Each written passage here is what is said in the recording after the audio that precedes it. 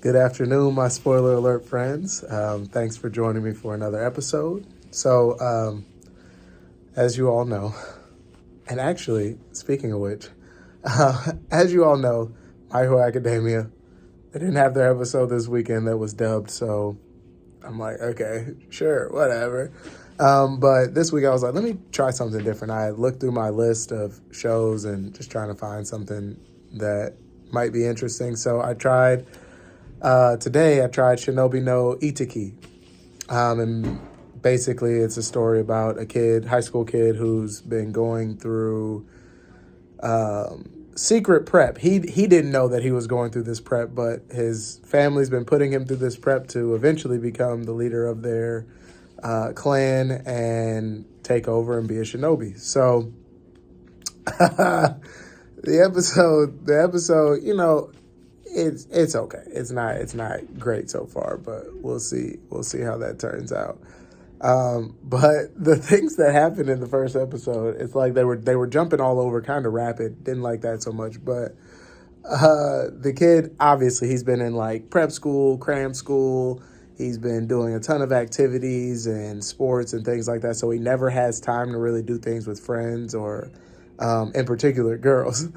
And so the first time, man, this boy's so green. The first time he gets this girl is interested and expresses an interest in him, he jumps at it. So I don't blame the guy, but he wasn't suspicious at all. And it's like, dude, your entire existence to this point, no girl has said a thing to you, and then all of a sudden this girl is like, I want to date you. And then when they go, he agrees to go on a date with this girl. Then she invites him over to her house, which is also like, bruh.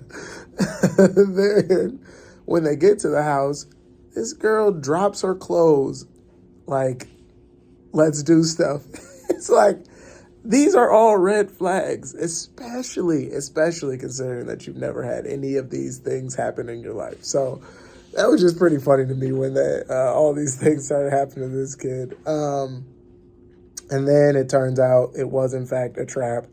And this girl is part of an enemy clan who is trying to kill him, and he doesn't know why.